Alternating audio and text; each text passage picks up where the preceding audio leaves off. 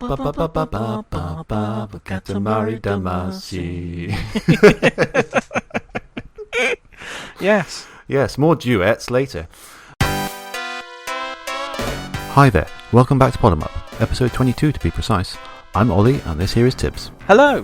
As you just heard, we're talking the PS2 classic, now also playable in all its glory on the Nintendo Switch, is Katamari Damacy. We're also going to talk a lot about the big PS5 reveal, and see if we can figure out what fog gaming means. All that and more on Bottom Up.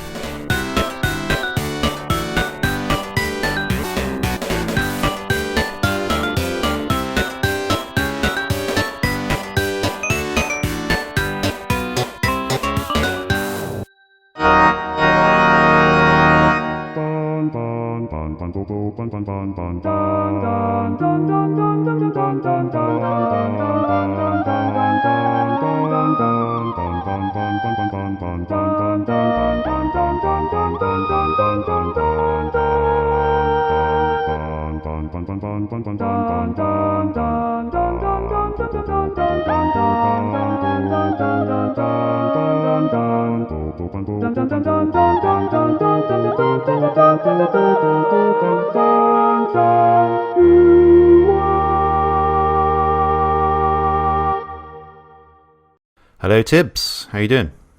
Not too bad, how are you? Good, yeah, pretty good. So what have you been playing this month then? Backgammon. Oh, okay. Didn't expect you to say that. No, I know. 51 worldwide games on Nintendo Switch. Okay. So it's like a bunch of... It's like an old games compendium where you get like drafts and chess and backgammon and Yahtzee, although it's called Yacht in this one because I presume there's some copyright thing with Yahtzee. Oh, right. It's just like a load of games. Okay. So I've been playing quite a bit of backgammon because I find the computer keeps cheating, and I don't like it. And I've developed this real vendetta against the computer now that it keeps cheating. Like, I understand, like, if you play computer chess, say, Yeah.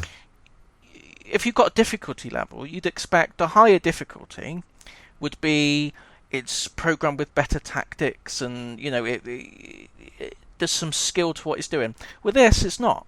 If you play high difficulty backgammon against a computer, all it means is it keeps rolling doubles all the time, and for you just get, you know, really low rolls every single turn, and it's doing my nut. That's ridiculous. It's ridiculous. So you're on like a mission to beat it against the odds, basically. Yeah.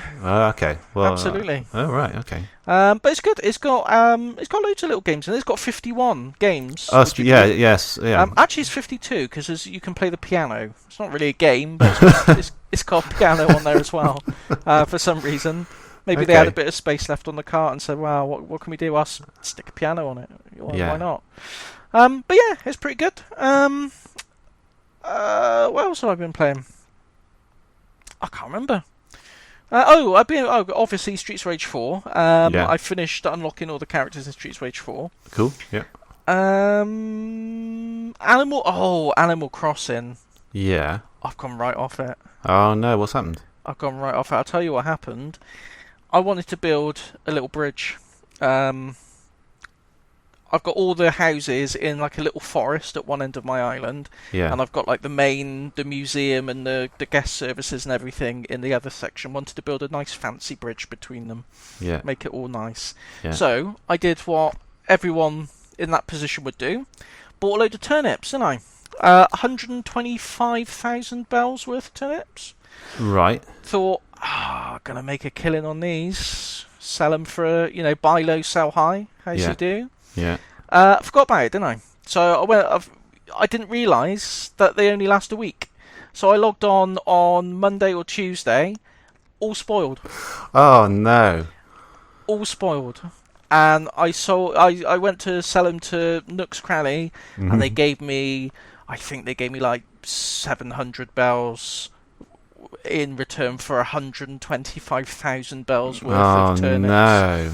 And I switched it off. I don't have the heart to collect all those bells again. No, I don't. I'll end up going back to it, but it's just one of those things. No, I can't. Yeah. I can't be doing this. Yeah, that does happen sometimes in games. Did they warn you about the week-long lifespan of the turnips? Probably did when when you first bought turnips for the first time, but I if they did, I forgot about it. So I mean, it's probably on me, but still, it's just heartbreaking. Yeah, I can imagine. Yeah. Yeah, so that's annoying, and there's nothing you can do like to change like the date on the Switch or anything, is there? I'd imagine. I mean, you can cheat by putting the time forward and stuff, but I resisted that because it's quite a slow game to really get, till you get to the point where you unlock everything and you can modify the island fully and things like that. And a lot of people were cheating by putting the time forward to accelerate through, but I thought no. I'm going to play it the way it was meant to be played. Go through it, old school. But no, it's back on the shelf for now. I'll come back to it another. Oh, that's a shame. Time. It sounds like you put plenty of hours into it anyway, so it's hardly a wasted endeavour. I mean, according to my play stats, I think it's approaching 100 hours now. Oh, wow. So I've given it a fair shake of the lamb's tail. Definitely. If that's an expression. Yeah.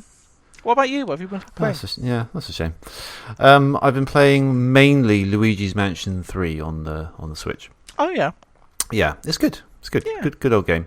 I've only really played the first one before. I haven't played the second one. I was going to say I've only played the first one. Yeah, so I don't know what happened in that one to sort of bridge the difference between these two. I mean, as far as I can remember, the first one I only played about half of it. I think it was almost set up like a Metroidvania in that you go into one room and you'll get a key to unlock another place, and you all sort of backtrack around the same sort of area from what I remember of it. This one is a lot more sort of segmented, so you've got all these different floors. There's about 13 floors, I think, and each one is basically a level, and you do one at a time, and then you'll get like a button for the lift that will take you to another floor when you complete each one.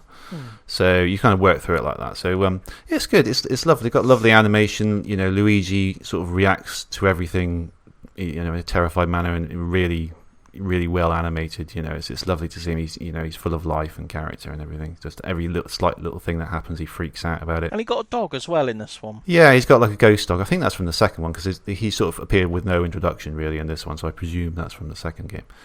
And he kind of appears. He basically sort of hints where you need to go and what you need to do. So if you're stuck, if you're hanging around not doing anything, he'll sort of pop in and say, check out this painting or this door or whatever. Yeah. One thing I really liked about it is there's a rare reference from Nintendo to their biggest console failure, the Virtual Boy. Oh, really? Which they don't often, talk about really, but it is done really well. He at some point, Professor Egad, remember from the first game, he gives you this device called the VB. I can't remember what it stands for in the game, but it looks like a Virtual Boy, very deliberately. And it's like it's sort of a communicator device that allows you to communicate with him, and it's like the menu system basically, and it's all kind of red and looks like the games. But he gives it to you, and he's so impressed with it, he jokes that once he sorts out the marketing, they're going to fly off the shelves. I just love that. You don't often get that from Nintendo, No, you don't. No. It's very good. I think it reminds me. I'm sure there's a scene in Shenmue 2, although I never saw it when I played, where there's the then president of Sega, and he's got like boxes and boxes of Dreamcasts behind him that he's struggling to sell. It just reminded me of that. I'm sure I've seen a screenshot of that somewhere. So yeah, little sort of self-referential kind of failures in games. Yeah, and it's enjoyable. You're right. Nintendo don't tend to do that so much. Sega do it more, don't they? They did that whole game Sega Gaga, where they did. Yeah. I'm waiting for that to be translated so we can actually play it. But the whole idea of that is you're drafted in to save Sega from failing as a company, aren't you? Or something along those lines. Yes, released when Sega were failing as a console developer. So it's really interesting. I was reading about that today, funnily enough. Actually, I really want to sort of find out more about that game because it sounds fascinating. If it ever gets translated, we should do it on the podcast. Oh yeah, if it ever gets translated, well, it's absolutely going to be on the show. Yeah. There's that. I've been playing quite a lot of that. A little game I've been playing in between, sort of after sessions of that, is this little platformer called Polyroll. I saw that in your playlist. Yeah, it's the little armadillo fella, very reminiscent of Sonic, but like Master System Game Gear Sonic. Mm. So you'll see a lot of things, particular things that those games do that will remind you of it. The way springs work and the way certain things look about it, obviously very reminiscent of it. And the whole flow, it's not about sort of running fast through loops and stuff. It's more about kind of momentum-based platforming, you know. It's really nice bosses, you know, nice little sort of more 8-bit graphics than 16-bit. It's a lovely little thing that you just play a couple of levels of and then go to bed, you know. It's just a nice little thing to pick away at, really. Yeah. That's all really. I haven't been playing loads this month, but so that's it really. Oh, that's quite not a huge amount, but it's quality over quantity. Absolutely, yeah. Right, so that's an unusually quick wrap up of the what we've been playing section, actually, but it leaves all the more space to talk about the bigger things that have been happening. Yeah. This month. PlayStation 5, mate. The PlayStation future of 5. gaming. That's right. Yeah, we're in the future. So, big reveal thing the other night, wasn't it? Yeah. Let me tell you, I don't want us to peak too soon on our coverage of the PS5, but Sony said it was going to be the future of gaming, and I think we can all agree they delivered with a shock announcement. Grand Theft Auto 5, mate. What a way to open a show.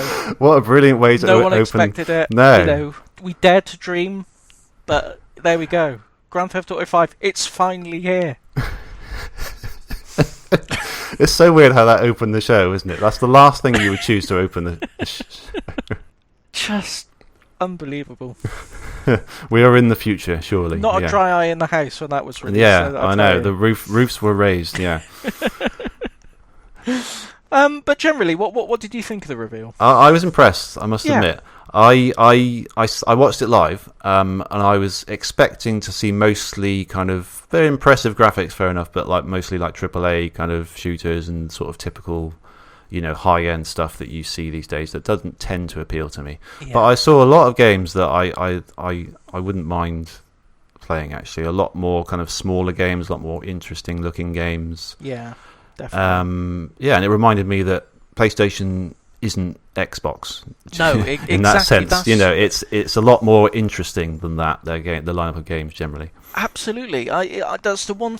If I came away with one overarching opinion or sentiment from the whole thing, it would be that Nintendo and Sony they've really got the stuff that appeals to me personally as a gamer. Yeah.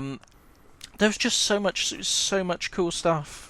Yeah, it just kept coming, really. I wasn't expecting it to go on that long and have that many games in it, but I was expecting literally like about 5 games, maybe, because that's all you usually get from these very first glimpses of games. But they had a truckload of them, didn't they? They had tons of them, yeah. I've got a little list of them here. Yeah. I don't know if this is all of them. I think it's most of them. Spider-Man, Miles Morales. Yeah. I really like the first game. Is it like I remember reading it wasn't a sequel. It's kind of like a reimagining or a retelling of the first game from a different standpoint or something along those lines? Going by what was in the trailer and what I experienced in the first game, I would say it definitely looks more like a sequel, because that character, the sort of Miles Morales, I can't remember his name from the game, but I'm assuming it's that. That guy, I don't want to say anything that will spoil anything for anyone playing it, but he is in the first game, and by the end you will see why he might star in the second one. So narrative speaking, it would make a lot more sense for it to be a sequel to me than it would be to be a retelling of the first one. Yeah, because I still haven't played the first one, but you said it was really good. It's really good, yeah. I really liked like swinging around New York, and the story's really good as well. So yeah, I definitely recommend it. Gran Turismo 7? Doesn't appeal to me at all, I'm afraid. I used to like Gran Turismo back, I played a lot of Gran Turismo 1 and 2 and 3. Yeah. But I can't say I've bought them, but I can't say I've put that many hours into the more recent ones. Yeah, so. I like my racing arcadey and somewhat ridiculous. Yeah. I don't really drive myself, so I'm not bothered about cars. So I like tuning them and all that. So that kind of thing, nah. Fair enough if you're into that, but it's not for me. I might pick it up if it's got VR support, just for the experience of it. But other than that, I'm not that excited about it. It'd be good for people who like it, but Ratchet and Clank Rift Apart. Yeah, I love the first one. Yes. I really like the first one. So that looks really. I think it shows off better than probably any of the others. This sort of SSD capabilities of the console. In that, if you haven't seen it, it's basically like Ratchet and Clank the first one. So it's a 3D platformer, but there's like these sort of rifts in space and time open up, and he sort of immediately jumps into another level essentially without any loading time almost at all, I think. So he literally just goes into this world, and it's suddenly a completely different environment. So that looks really interesting from something from the perspective of something that we haven't seen before. Because previously no console's been able to load a level immediately like that. I don't want to interrupt you mid-thought, but did you just strum a guitar? Yes, I did. No, okay. no.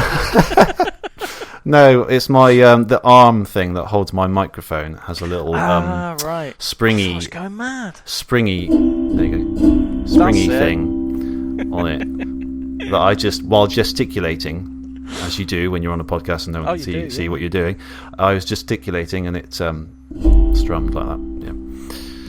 But yes. I was really impressed by it. I would say I found it a bit hard to follow the gameplay. Yes, I did. That would be my criticism as well. It was kind of nuts, wasn't it? Yeah, it was. It was a point I was like, it's nice, but I don't really know what's going on.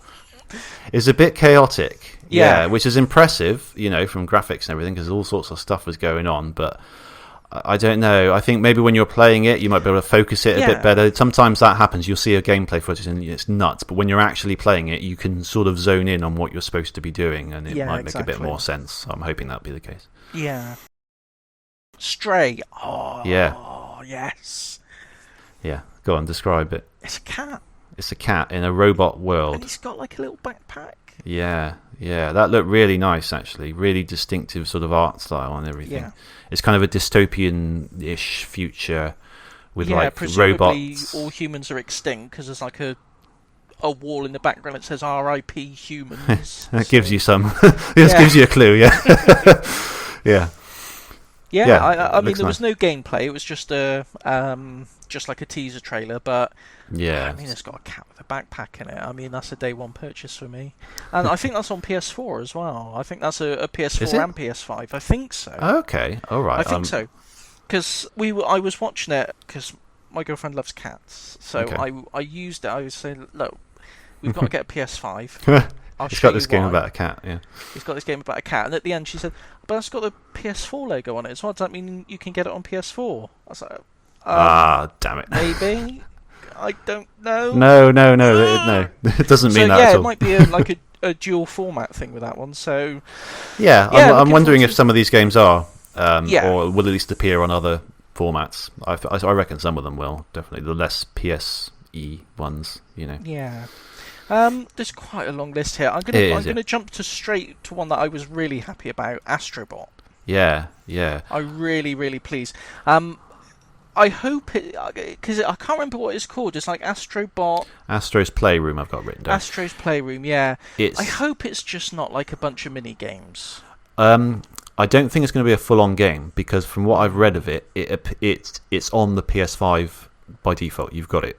It's a pre-installed thing. Okay. And it was described as a tech demo of some feature of the controller that I can't remember what it was. But so I'm thinking it's not. Unfortunately, it's not going to be a full-on game, because when I saw that, I was thinking, oh wow, it's going to be, because that. I remember you talking about the VR game Astrobot, and it sounded awesome. I love it. And I was hoping it would be sort of a sequel to that, but I think it's more of a mini kind of thing. It was probably interesting in its own right, but not. Well, with the PSVR, I think it's on the demo disc that you get packed in with the VR unit. There's a Playroom app on there where it's got like little Astrobot creatures, and you can play with them in sort of a VR space, and it's got like all these sort of tech type demos there. Yeah. So maybe it just serves the same sort of purpose there. Oh, that's a bit disappointing, but at least Astrobot's still getting some development. I mean, yeah. Much as I love Sony, we've mentioned before their tendency to just drop things, without warning. So I really hope, Astrobot deserves a lot more attention than he's got so far. Yeah. I'm hoping it will be, because you remember Lucky's Tale started out as a VR thing, didn't it? Yeah. And then it became just a version that you could play without VR. I'm hoping the same will be for Astrobot. A, so I can play it, and B, so that more people can play it in general. It would definitely work as a 2D game. Yeah. It really would. I mean, just have it as, just release it as a 2D, as a physical copy of the game, but just have a 2D mode. I mean, I'm sure it wouldn't. They'd have to tweak some of the levels here and there, because some of the stuff it does require you to sort of lean round corners and avoid things with moving your head about. Yeah. But I think with a bit of tweaking, it wouldn't take tons and tons and tons of work, I don't think, in order to make a 2D playable version of it. So I would hope that they do that somewhere down the line, because it deserves more love. Yeah, fingers crossed. Looking at the, like I say, it's quite a significant list. Is there anything particularly that jumped out at you as exciting? Sackboy: A Big Adventure. Yes. It looks like a sort of what's it called? Mario 3D World. That was the name of that one, wasn't it, on the Wii U? Yeah. Version of Little Big Planet, doesn't it? Yeah. From that sort of angle. I did start playing Little Big Planet 3, but I gave up because you had to use the analog stick rather than the D-pad, which for 2D, for 2.5D platformers in this case, just doesn't work, because you're holding right all the time and you've got to stretch your thumb really uncomfortably across, and I just couldn't do it anymore. It was really frustrating. It put me off. Otherwise, it was an enjoyable game. Yeah. For some reason, you couldn't use the D-pad. That was for doing expressions and stuff. Which I think Little Big Planet 3 is regarded as one of the weaker ones in the series, because I think it was quite rushed. Yeah. And I don't think they had much time to sort of cobble it together, really. It's Sumo Digital who developed it. Sumo, yes, it was, yeah. And it's them doing this one as well. So hopefully they've had like a good chunk of time to really get something good together. But yeah, I mean, Sackboy's another one of those characters that I really think he's a really appealing character. And the Little Big Planet games are good, and even the kart game they did with Little Big Planet was I mean, it was no Mario Kart, but it was good fun. It was a decent enough little game. But it just seemed to be one of those franchises that just seemed to drop from Sony's radar. So it's good that he's back in the spotlight again a little bit. Yeah, good to see him. Oddworld, you like? Yeah. I never played. I want to play that series. It looks good. I'm not looking for things to complain about, but Oddworld, like originally going back when the first Oddworld came out, it was supposed to be a quintology, the Oddworld quintology or pentology. It's meant to be 5 of them anyway. Yeah. And they released Abe's Odyssey, and then they released Abe's Exodus, which wasn't part of the 5. Okay. And then they had Munch's Odyssey, which was the second one, and Stranger's Wrath, which was the third one. And I think that was it. And then it stopped. Yes. So then they remade Abe's Odyssey again, like a few years ago. They did like a modern remake of it. Yeah. And this one, Oddworld Soulstorm, is a remake of Abe's Exodus, which was is it? Yeah. Oh, I thought it was like a whole reimagining of Abe's Exodus. I thought it was a whole new instalment. No, and that's the crux of my thing. Is I love Oddworld, but I want a new Oddworld game. Well, I don't want a remake. Just make a new Oddworld game. Yeah. That's and right. I swear, if the next one they announce after this is going to be a remake of Munch's Odyssey or Stranger's Wrath, I'm done with Oddworld. I just want a new Oddworld game. That seems odd, yeah. Well, no pun intended. Hey. Because from all I've read about it, there is more plans to the saga. So the fact that they wouldn't go, I mean, maybe he just wants to update, because it's like a guy, what's his name? Lorne Lanning. Yeah, maybe he wants to update them all first before he does the new ones. He followed me on Twitter for a bit, and I don't know why. Oh, wow. Yeah. That's cool. Yeah, and then he stopped. I don't blame him. Most people do that, but yeah, that was odd. I don't know why that was. I don't know. You just a good one. Yeah, cool. But yeah, it's like a real passion. Types left channel and disconnected. Oh, we seem to have lost Tibbs. Okay, I'm sure he'll come back in a second. Hold, please.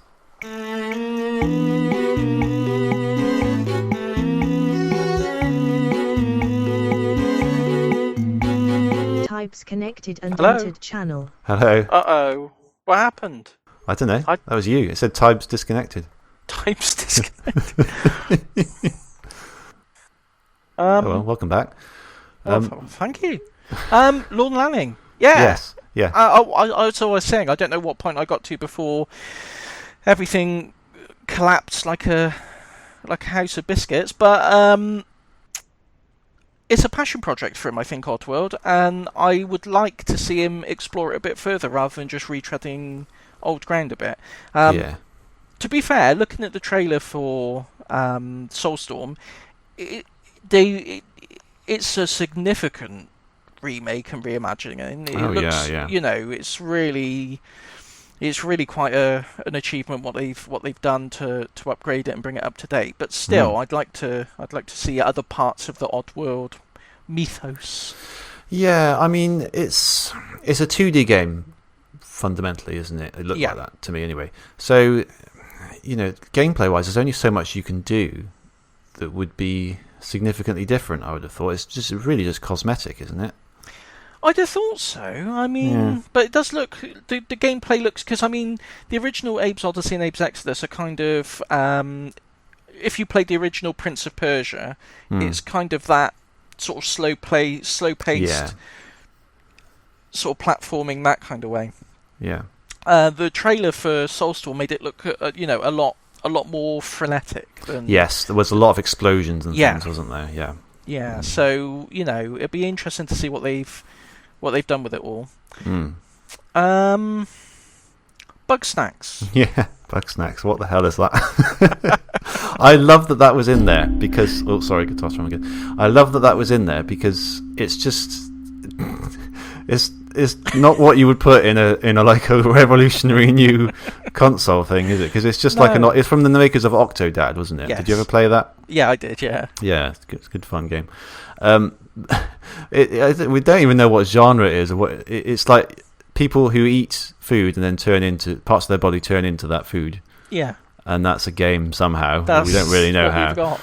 But yeah, I love it. It's brilliant. I didn't like him eating a strawberry though. The little cute strawberry.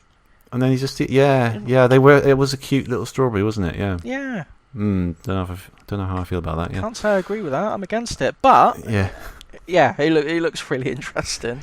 That's the kind of stuff I love, though. I love like weird, colourful, quirky. I don't know if it's experimental because we don't even know what it is, but you know what I mean. Just bizarre games. That's why I said I was genuinely surprised to see things like that in there because it just shows that they're really looking for something diverse and not just the same old stuff. It's great to see. I'm glad it was in there. Yeah, definitely. What was the cartoon one with the dinosaurs with the big long faces?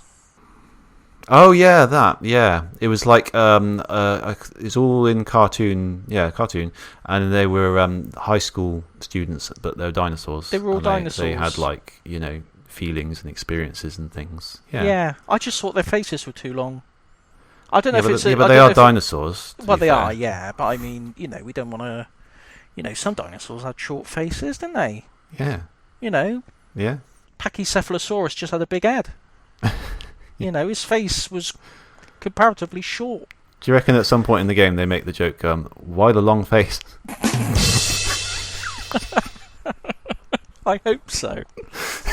I genuinely hope so. Me too, yeah. I don't know if it's for me. I just remember it looks good. I mean, if art-wise, I'm not saying it's a bad game. It's probably really good. But I just thought, well, their face is a bit long.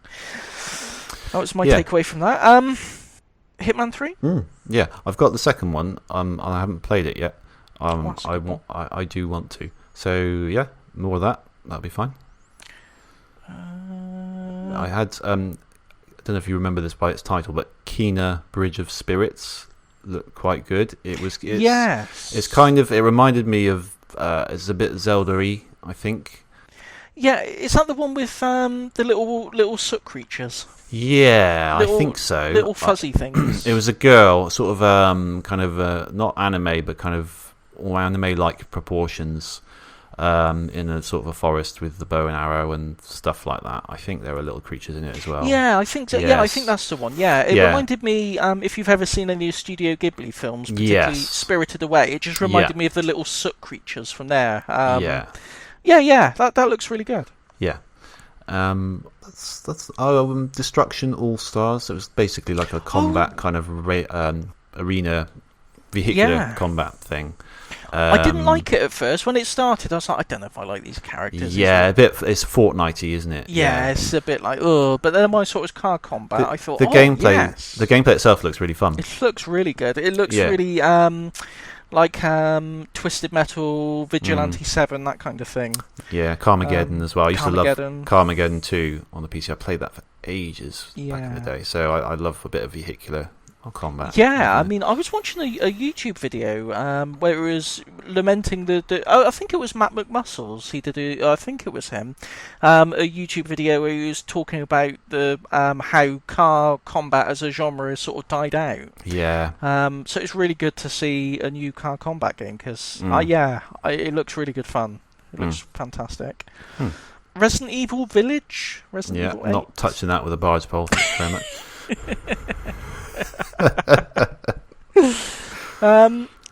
I'll probably give it a go because I do like the Resident Evil games. Everyone's been taking the mick out of the fact that Chris Redfield, who's a recurring character in the Resident Evil games, looks completely different in every single game.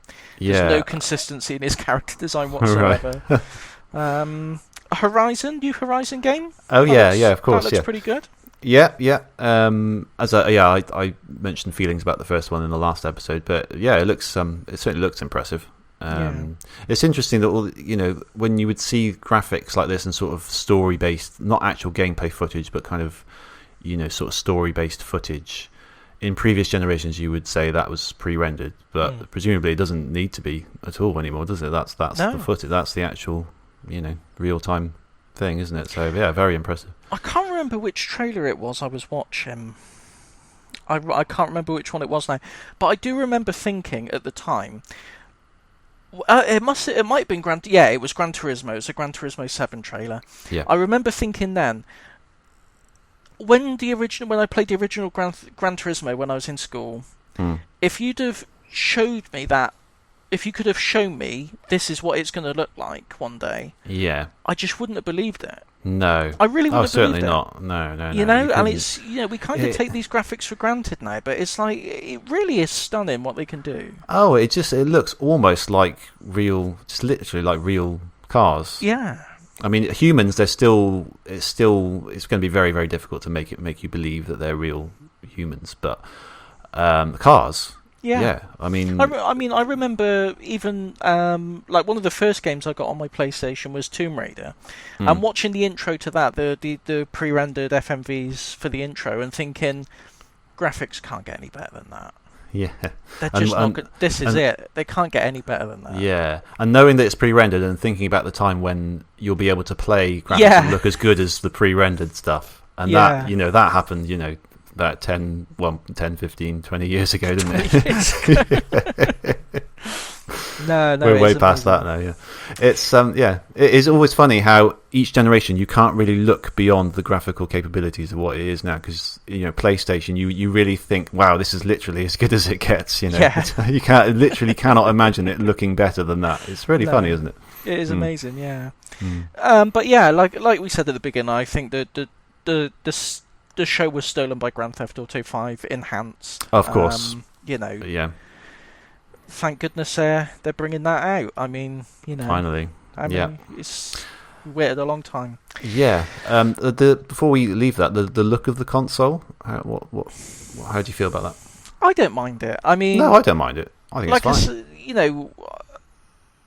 People have been taking a mick out of the PlayStation designs for as long as they've been about. since at least PlayStation 2. I remember everyone saying PlayStation 2 looked like a VCR and it looked all old-fashioned. And I remember when PS3 was announced, they said, "Oh, it looks like a George Foreman grill." Yeah, or a bread bin. Or bread bin, yeah. I mean, to be fair, that original. Do you remember the original Boomerang controller design? Oh, of course, yeah. That that deserved all the mockery it got. Yeah. But generally speaking, it's just tradition to take the mickey out of how it looks. I think it looks all right. I think it looks quite nice. Yeah, people are saying it looks like a router, but I mean, it does look a bit like a router, but I mean, it's a good looking router. But that's what a box with technical stuff in it looks like. I mean, there's only so many variations you can have on a rectangular box, isn't there? What do you want it to look like? A massive donut, like a Statue of Liberty? What do you want? It's a box at the end of the day. Those dev kit. Can you imagine the response if they release it looking like the dev kit with a great big V in the middle? Yeah. I quite like that. I think that would be quite cool. Oh yeah, in a weird way. I'd probably have one of those as well, to be honest, if I can get my hands on one. But yeah, no, I got no complaints with the design. I think the price point. There's been a listing go up on PlayAsia for pre-orders, and they've put a $699 price tag on it. That's probably a placeholder. You would hope so, yeah. I'm thinking it is going to be around the £500 or £600 mark. It seems to be a physically massive console, doesn't it? Going by the size of the disk drive. The disk drive, yes. What do you think of the decision to release two versions? The superb disk drive version and the filthy digital-only version. Yeah, I just don't get it. I mean, what's the advantage of the digital-only version? What does it have that the disc one doesn't have? I suppose it'll be about £50 cheaper. Possibly, yeah. That'll be about it, I think. Yeah. I did think maybe it's got a bigger hard drive, but then again, you need to install the games anyway on the disc one, so, Has that been confirmed? Do you have to install games from the... Can games not run from the disc? I don't know. Well, look, if it wants to make the use of the SSD, it'll have to install it. Oh, that's true. Too, Yeah, you're right, yeah. Yeah. I think that's the case for the current PS4, isn't it? Yeah, it has to install it, doesn't it? Not all games. Some games have mandatory install. Some games can run from the disc. Xbox, everything has to be installed before you can run it, which I hate. Yeah. Just because it takes so long. It's ridiculous, isn't it? It takes so long. Yeah. Yeah. So you're right. If it's going to use the SSD, it is going to have to be installed at some point. So I don't know if there's any advantage at all, unless you're one of those people who don't like to own the things they buy. If you like, not being able to play your games because Konami throws a fit and decides to take everything off the store. I'm still sore about PT being taken down because I've never got the chance to play it. I don't like it. But the disc drive one, lovely, beautiful. Yeah, good that they're still going on with it. For this generation anyway. I was going to say, the only thing is, if the digital only one outsells the physical one, then we need to make sure that doesn't happen. We need to make sure that by doesn't happen. Taking out loans and buying as many consoles as we can. Yeah. That's the only way, I'm afraid. Second mortgages all round. Yeah. Sorry, hun, I need to buy 50 PS5s. Don't ask why, I just do. It's for the greater good. Yeah, okay. Anything else on the PS5 front? Controllers look nice. Nice control. Oh, the only thing I would say is white. I mean, do we still need to be worried about yellowing in about 10, 15 years' time? Is that still a thing? To be honest. I'm not, because we know from the SNES and the Dreamcast that white isn't really a good idea, is it really? No, it is probably not going to age fantastically. No. Having said that, I haven't seen a yellow 360. Have you? I've got a couple of yellowy ones, broken ones in my parts bin, but I think that's more the results of nicotine and the environment rather than aging. Yeah. Because mine's still not too bad. They're not plastic though, are they? It's a metal. It's more of a metallic. Okay, fair enough. Thing. I don't know. I don't know what the state of plastic chemistry is these days. They might have found new chemicals to, because it was the theory is it was the flame retardant chemicals that they added to it that causes the reaction. So maybe in the intervening decades they found a new way to to do that without yellowing, but You'd hope so, wouldn't you? Yeah. The benefit of it being white is it's not going to get, it's not going to be such an obvious dust magnet as like a glossy white, a glossy black PS3, for instance. Yeah. And it does look like it's, from the renders that I saw, it does look like it's a matte textured plastic rather than sort of glossy. So I prefer that because again, it looks cleaner. I can't think of anything else to say about it. Should we quickly touch on the far bigger hardware news of the last couple of weeks? The Game Gear Micro. Oh yeah, I guess that happened, didn't it? Yeah. That happened. This bizarre thing, because this guy from Famitsu magazine, I think it was, who a week ahead said he's got some amazing news coming from Sega, didn't he? Yeah. And everyone got all really hyped. Oh, it's going to be a new console. They're going to merge with Microsoft or something like that. No, what did we get? We got two things. We got Game Gear Micros, and we got some sort of fog thing that I still don't understand. I don't know about the fog thing. The fog thing is they're going to take arcade machines, because apparently arcades is still a big thing in Japan. I didn't know that. And they're going to run some sort of cloud-based, sort of fog-based, as they're calling, servers in them to allow you to play them from home and to have like general kind of cloud-based stuff going on or something like that. Are they seriously calling it fog? Yeah, I think so. Fog gaming. My word. Oh, I hate that. I hate cloud. I hate cloud. Oh yeah, I know. In the cloud. In the cloud. In the fog, which is all around us. It's not up there, it's all around us. I upload my files to the cloud. It's an FTP server. Yeah. That's what it is. You tied it up with things, but it's an FTP server. Oh no, it's in the cloud, mate. Oh yeah, I love it. No, fog, I hate that. When you said fog and then you said arcades, I envisioned it was some kind of like immersive smoke machine that reacted dynamically to the events on screen, or something like House of the Dead, and it'd be like all foggy around you. Well, that would be far more interesting, wouldn't it? Yeah, that's what I thought. But no, obviously, Well, apparently that was the game-changing news that this guy said was going to shake up the whole games industry. But I don't know what the hell he's thinking. I don't know. Dreadful. But the Game Gear Micro, which came out just before, I mean, it's kind of Sega, really, isn't it? Do it, a bit of the old school kind of Sega nuts idea. Literally, this really tiny. I mean, it's an interesting thing to be able to play a game that's that small. Not a very practical thing, but it's a thing nonetheless. So I didn't order one, but people will. People will. I wouldn't mind seeing one in action though, just to see how playable it is and what it looks like. I love the Game Gear, but the original full-size, some of the games aren't all that playable then. So I can't imagine they translate well to a small screen. It's not got the best library to begin with, really, does it? To be fair. It's the fact, like, particularly Sonic the Hedgehog. Yeah. The view is so limited, you can't see anything that's coming towards you. I know. But I enjoyed it when I was a kid. Yeah. 8 centimetres wide it is, 4 centimetres high. So it's pretty tiny. And there's 4 versions of it, aren't there? There's 4 versions, and if you buy all 4, you get a magnifying thing that goes on top of it, so you can actually see what you're doing. It's so daft. It is, yeah. It's so daft, yeah. Yeah, it's daft, but I kind of like it at the same time, because it's just nuts, It's What's just the price point on it? Do we know? They're about $50 a pop, I think. Oh, that's a bit too much. It is a bit, yeah, and you only get 4 games on each, and they're all different.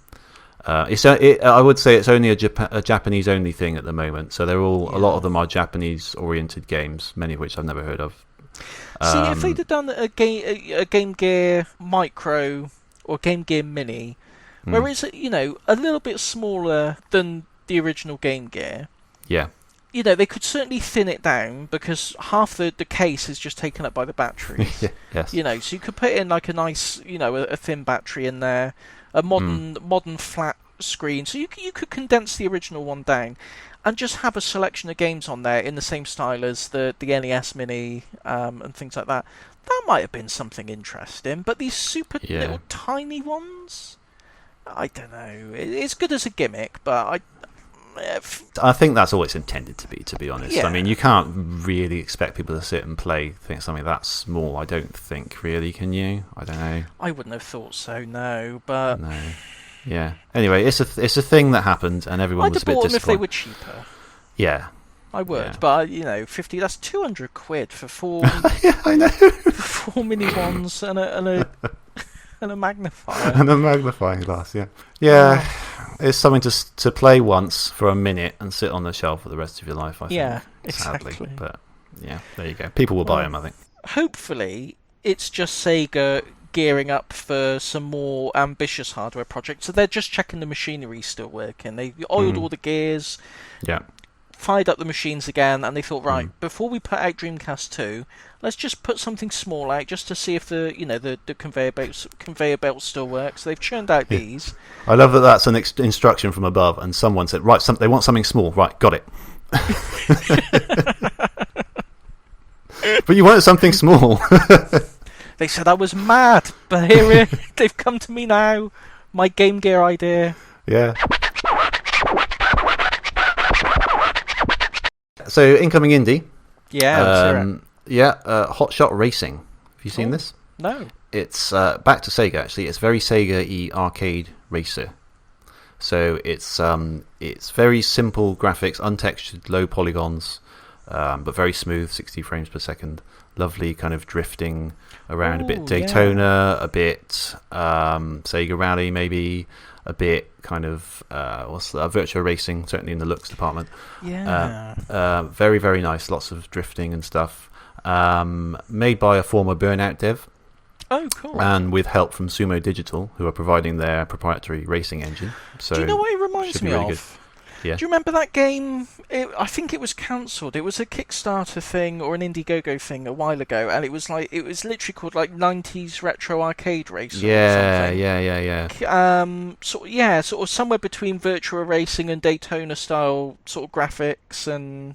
But yeah, it puts me in the mind of that. It looks really good. Yeah. I was following it for a while. So it used to be called Racing Apex, and it used to have a sort of more of a combat element to it, like the cars had guns on it and stuff. Oh, cool. But I think for this it kind of works better without the guns, because then you get that more of a pure arcadey kind of feel to it, and it looks really, really nice, and it's coming summer 2020 to Steam, Xbox One, PS4 and Switch.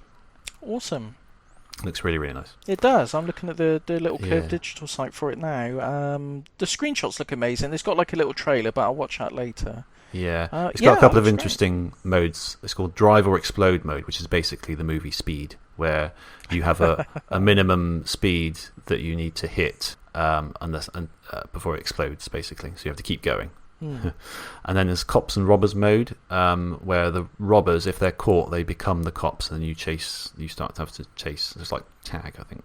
The Drive or Explode or whatever it was. That sounds like that'd be a great online mode as well. Yes, I think that'd be it does, tons of people on the track all at once, all racing. That sounds like that'd be great fun.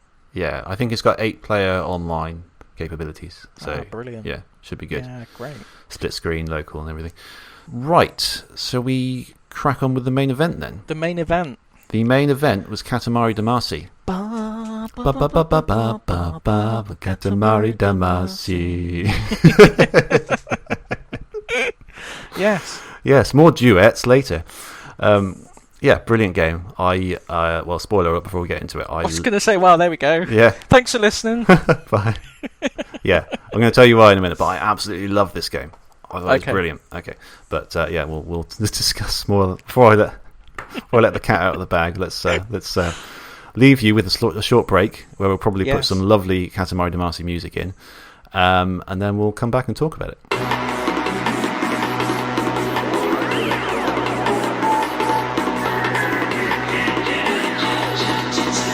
Katamari Damacy.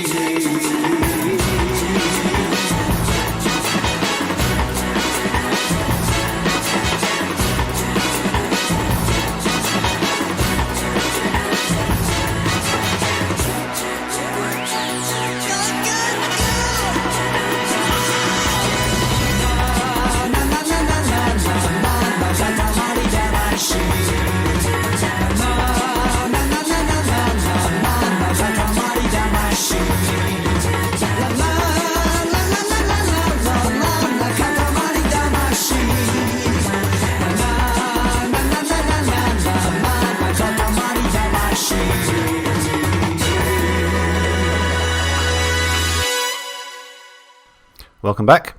This month we're talking about Katamari Damacy. Yes. Developed and published by Namco, originally released for the PS2 in March 2004 and September for the US, but didn't originally see a release in Europe. I didn't realise this until I read about it. I didn't realise it didn't come out here. No. I actually played it because you played the Switch version, Yeah. didn't you? Yeah. I played my... I originally got the PS2 version. Obviously on import. And the American one was very expensive, so I opted for the Japanese one.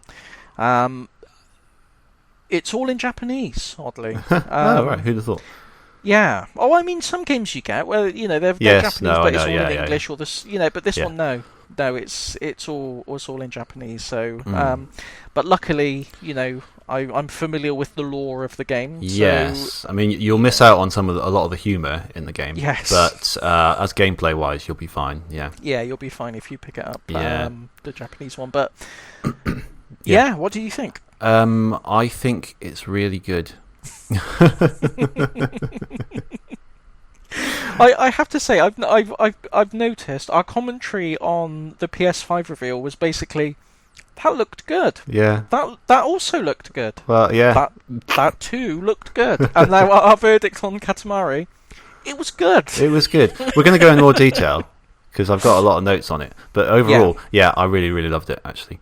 It's basically, let's describe the formula in case someone's never played it or heard of it. So basically, after a drunken stupor, the king of all cosmos realizes he has destroyed basically everything in the universe apart from Earth, and he sends his 5-centimeter tall son, the prince, to go to Earth and collect enough material to recreate all of the stars and constellations he has destroyed. You control the prince as he rolls a ball known as the Katamari around houses, gardens, and towns. Any object it touches that is smaller than the Katamari will stick to it and thus make it bigger. The bigger the Katamari, the bigger objects can be added to it. For most levels, the king will assign a target size to aim for and time in which it must be completed. If you complete the level within the time, it transforms into a score attack in which you see how much bigger you can make the Katamari before time runs out. I mean, it sounds cliche to begin with, but if you give it a chance, if you ignore the fact that it's this so done to death formula, yeah, it's just the gameplay mechanic was just so simple and so addictive. Yeah. It really was like the epitome of a perfect game mechanic, because it didn't have any extra kind of power-ups or mechanics or special moves or anything like that, and it was essentially the same mechanic over and over again, but it was so good you just don't care. No, because you don't care. It's just, it doesn't need any bells and whistles. It's just a good fun mechanic, and that's it. That's all you need. Yeah. I mean, before we go into more of it, we should just say how nuts the presentation is, because it's very Japanese, isn't it? It's the most Japanese game I've ever seen. That was released outside Japan anyway, I suppose. But yeah, it's got this. I don't even know how to describe the art style. It's I believe the vast majority of the art, particularly in the cutscenes as well, was all done by the director. I'm gonna mess up his name. I believe it's Keita Takahashi. That's what I would say as well. Yeah, it's all his artwork. I love his art style. Yeah. He does art outside of games as well.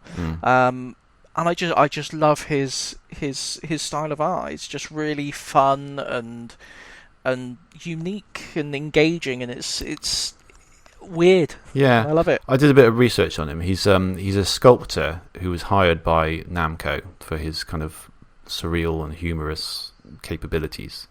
But when he got there, he disliked the series of sequels that they were putting out. He wanted to make something original that made people happy, contrasting with the violent games that were around at the time. Yeah. And this was 2004, so that they were pretty prevalent at that time, where you had the Grand Theft Autos and things trying to be like it. So I can see how would have been a huge breath of fresh air at that sort of time, wouldn't it?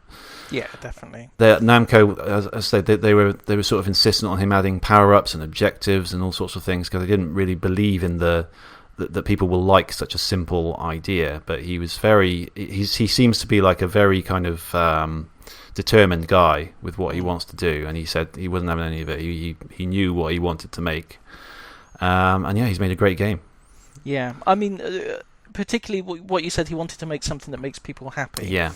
That really has been sort of a defining characteristic of his games. I don't know if you've played any of his other games that he's made, like Nobby Nobby Boy. No. What's that? Nobby Nobby Boy is you play as the titular Nobby Nobby Boy. Of course. And he's like he's got like a stretchy body, and you wander around and you eat things, and every time you eat something, his body grows. Okay. And you have to see how far you can get his body to grow. But when it was released originally, everyone who played online would contribute to a big giant boy that everyone contributed to, and he would stretch into space. And I think he's like reached the edge of the solar system by now. Oh wow! I think people are still playing it, and it's just a weird game. That's really cool. And another game he's done recently is Watam on PS4. That I've heard of. Yeah, I ordered a physical copy from IM8-bit, and that actually came today coincidentally. So, remind me of what that is. I don't know how to describe it. Your little creatures. You can be like a tree or a toilet or a poo. If you are a poo and you go in the toilet, you come out as a golden poo. Right.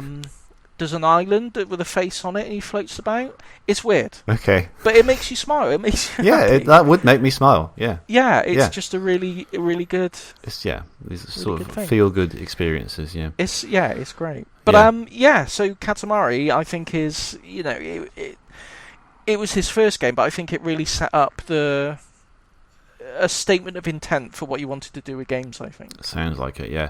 The when you're in the levels as well, there's even a visual style to that as well, because I think almost by nature of the mechanic, this Katamari gets bigger and bigger, and we'll talk about that in a minute. But because of that, they need to be able to have lots of objects on screen at once.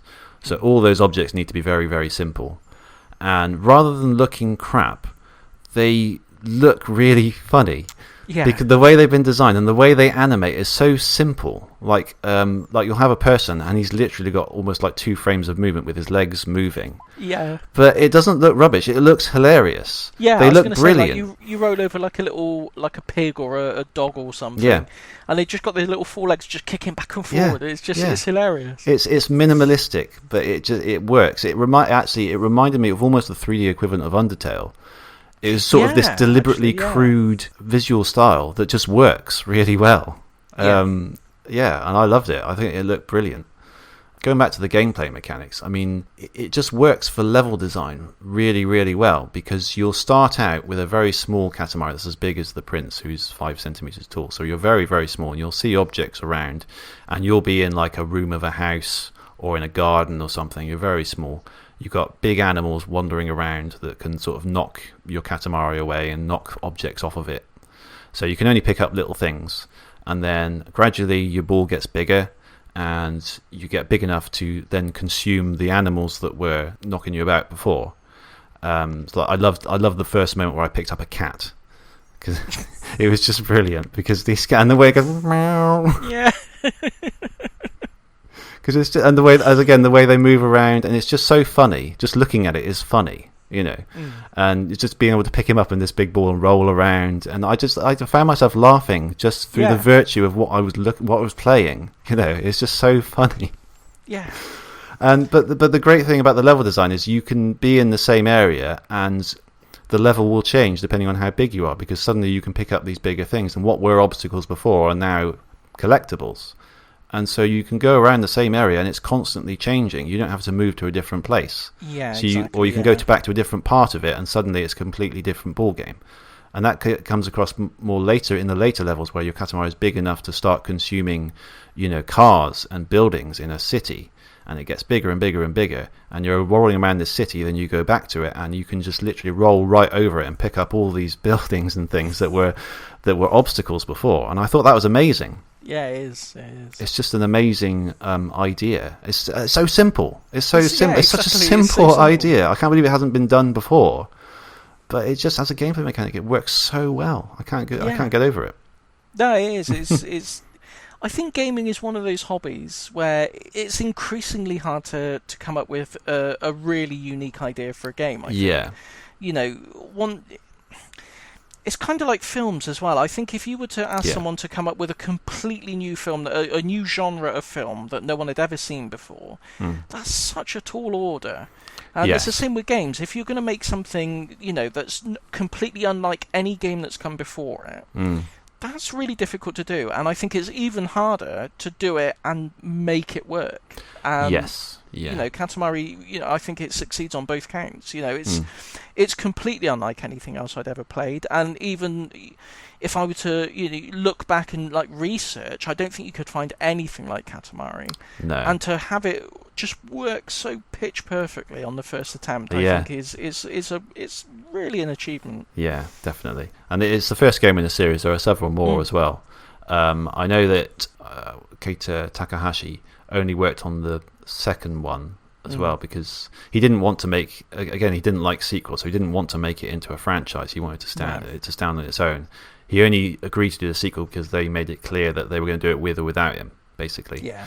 So he was brought into that, and then they've made other, not loads, but a few others, haven't they? So they have, yeah. There's I Love Katamari. Yeah, so there's We Love Katamari is the sequel. Yeah. Me and My Katamari for the PSP. Beautiful Katamari on the 360, Katamari Forever on PS3, which I think is sort of a compilation kind of thing. Touch My Katamari. Touch My Katamari, the wonderfully named Touch My Katamari for the PS Vita. And there's a few smaller mobile games and stuff. So I haven't I think I played a demo of Beautiful Katamari, but I can't remember much about it compared to this. Have you played any of the others? I haven't played too many of the others. They're basically it's mostly the same. They do add a few new mechanics, like they'll have things. So you have to reach a certain temperature on the Katamari, so you have to collect hot objects to reach a certain temperature rather than a certain size. Okay, that's quite cool. So there are sort of cool ideas like that they've added to it along the way. They're all good. I don't think I haven't played them all, but I haven't played any that I thought, oh no, that's not a good Katamari game. Yeah. I'd recommend, because I think they really are Keita Takahashi's babies, really. Yes. So if you were to play them, I would recommend playing the ones that he was directly involved in.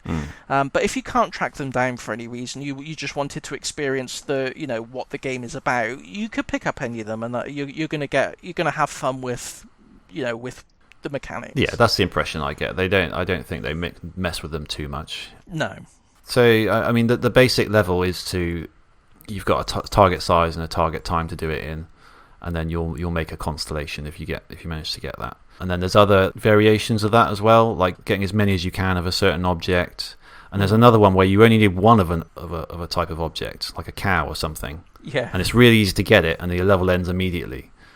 I didn't get a chance to go back to these after just doing that, but I guess the aim of those levels is to just build the Katamari as high as you can before you accidentally touch a cow. Is that right? Yeah, basically, yeah. So that was quite interesting, But yeah, fundamentally, the gameplay doesn't really change much, and you could call it repetitive, but I didn't care because it was brilliant. And the fact that it keeps growing gradually, so you'll start off with a 5 centimeter one, and your target will be a meter for the first level or two. I can't remember now. But then the targets getting higher, and the starting Katamari gets bigger as well. And there's only like 3 different environments or something like that, isn't there, really? So you do revisit the same environments over and over again, but with different object layouts. So it's always mixed up a bit with different targets. Yeah. Yeah. So yeah, it definitely keeps you interested. I think it's about 4 hours long, something like that. It's not a super long game. It's not super. I think long, it doesn't outstay its welcome. No. But I think it's just long enough, I would say. And there's plenty of replay value in trying to get bigger Katamaris and all those levels and get your best score and everything. That's the thing, and it's just one of those games you can pick up and play if you just want to you don't want to get involved in the big story. You just want to have fun. It's got like you might pick up a sort of Pac-Man or Sonic or just one of those games where it's just a pick up and play game. It's the only way I can describe it. It's the perfect game for me right now, because I'm not looking for too many of those big experiences to dive into. I just don't have the time for them. So that is exactly the perfect kind of game for me at the moment. So that's just why I loved playing it so much, I think. Yeah. I mean, we've got to talk about the king of all cosmos, haven't we? Because he's a brilliant character. He has very little confidence in you as the prince, doesn't he? Yes. He's constantly berating you. Constantly. He talks about himself as we, doesn't he? So we expect you to do this. We don't have much hope for you, to be honest. If you...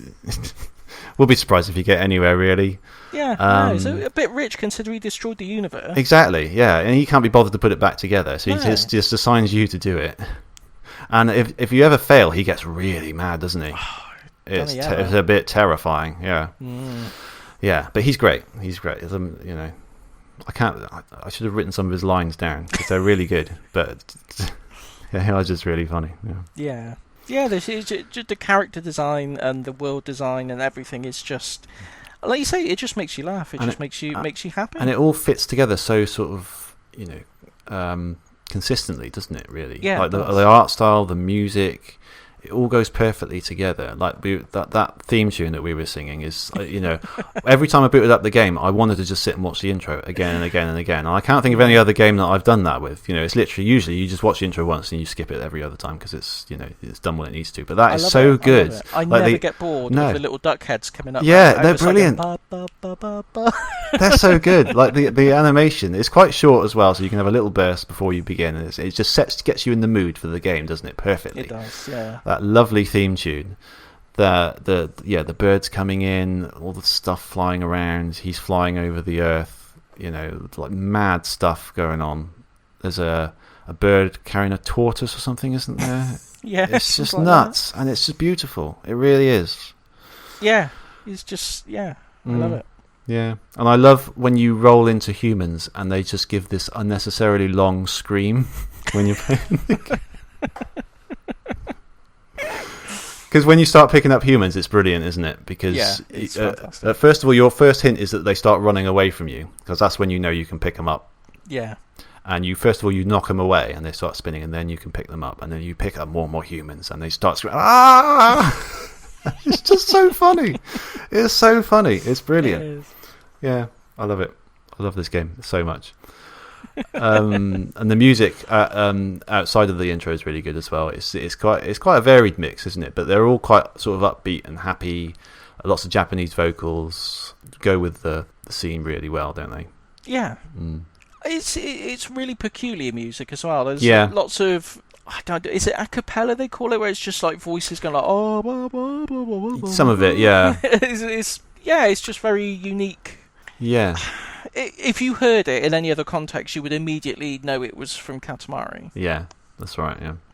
It's Did you have any issues with it in general?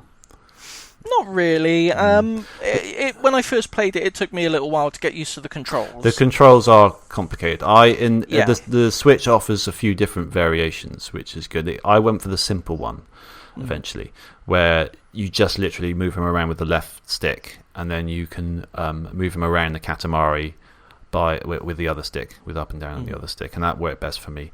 I think the default one is to use both sticks and point them in the same direction. Yeah. As if pushing it with both your hands, which makes sense, but I found it a bit kind of fiddly. It is very fiddly. Once you get used to it, it's fine, but there is a lot of frustration getting used to it to begin with, because you'll constantly bang into things and knock stuff off of your Katamari, and if you have to do a sudden turn, it can be it's difficult to steer sometimes, isn't it? Yeah, it gets a bit unwieldy. It really can be. And there were a couple of times where I actually got stuck and I couldn't get out, like stuck on the terrain or something, and no matter whatever I did, I would just knock more and more pieces off of my Katamari. And it was frustrating, but because the game is what it is, I didn't mind too much. Even though I basically have to throw away what I've done and start again, I still kind of did it with a smile on my face, to be honest, because I didn't really care. But it's a bit annoying. And I maybe unless I missed something, there should be some sort of mode where you can respawn somewhere, or something comes in and picks you up when it recognises that you're stuck. Something like that, which would have helped a lot. Yeah, that would have saved a lot of a lot of restarting. Yeah, it happened to me a couple of times. Luckily, not on levels that because I think the last level goes on for about 25 minutes, I think, something like that.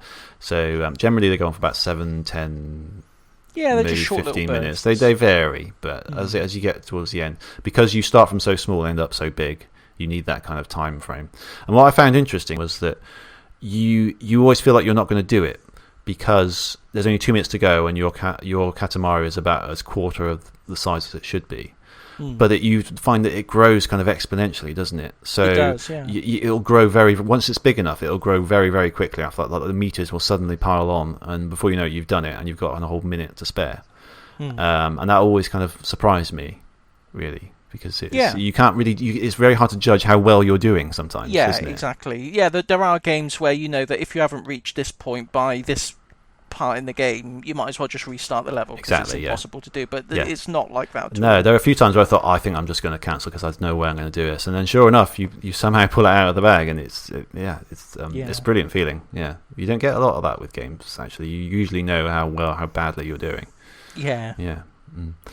I can't think of much else to say about it, to be honest. I can't. I think it's a game that's just, you have to play it to really experience it, because we can describe it as much as we want, but you'll when you boot it up, once you get the hang of the controls, you'll know if it's for you or not, and I would hope it is, because it's just so fun. If you like games, you'll like it, I think. Yeah, I think that's fair to say. I can't imagine anyone really taking a dislike to it. Not really, no.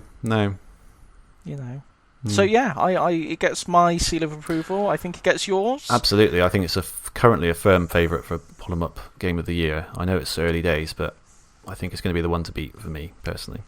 Wow, high praise. High praise, considering that I had problems with both of the previous games. It's not a surprise really, but we'll brush that aside. Yes. Okay. Right, so we had one comment on it, and it comes from a bit of a well-known guy in the retro gaming podcast community. Actually, this is a chap called Adrian from the podcast Arcade Attack, who are kind of a big deal, actually. Yeah. So thank you very much for Adrian for taking the time to help out our comparatively much smaller show. So he's at arcade_Adriano, and he says, I adore this game. I remember my younger brother pointing (rolling?) this game in my direction, and it was love at first sight. I love the colours, originality, and the soundtrack is immense. The game is so Japanese in a great way. Plus, the King of All Cosmos is so memorable. Yeah, pretty much sums up everything we've said, really, doesn't it? Yeah. Yeah. So, thank you very much, Adrian. That's brilliant. It's worth noting. Should we mention about the issues we've got with our Twitter? Yeah, the massive cock up of the Twitter feed. Basically, right. I go into the Twitter profile thing to change our address from because our podemup.net website is back up and running. It's up to date. So I wanted to change the address back to that from the Anchor website that we had before. And I saw the date of birth on there, and I thought, okay, well, why don't I just put the date of birth of the podcast, as you would think, because, we're not a person, we're a thing, and it's got a birthday, which was 2 years ago. So I popped it in, and it doesn't tell you that this will trigger Twitter to think that you are under 13 years old. Of course you are, and then block you out of the account completely. And that's what happened. 2-year-olds signing up for this. Exactly, yeah. I know. Yeah. They can't move for these 2-year-olds desperate to get on Twitter and start, tweeting about what's in their nappies and stuff. So, understandably they blocked us out. It's not an irrational thing to do at all. So we're waiting. I've had to send off a picture of my driving license to prove that I'm not 2, believe it or not. And we're still waiting to hear back from them. And I got there was a message on there when I did it saying we're unusually busy with requests, I think. And I think is this a particularly busy time for this to happen? I mean. So yeah. If you want to tweet us, you're probably best emailing us for the time being. Yeah, you can email us podemup at gmail.com. I've momentarily forgot what it was. podemup@gmail.com. Or if you really want to use Twitter, you can tweet me at virtuaollie64 if you want. Yeah. That's my Twitter account. Cool. So we mentioned that, podemup.net, that email. There's nothing else to mention apart from your next pick, I believe. Yes. Yeah. We're going to go for... it's a platform game. Nice. It's for the PlayStation. Okay. It's Wild 9. Oh, yeah, okay. I know this name. Remind me what it is. It's made by it was designed by David Perry, who did Earthworm Jim. Yeah. Developed by Shiny Entertainment. Yeah.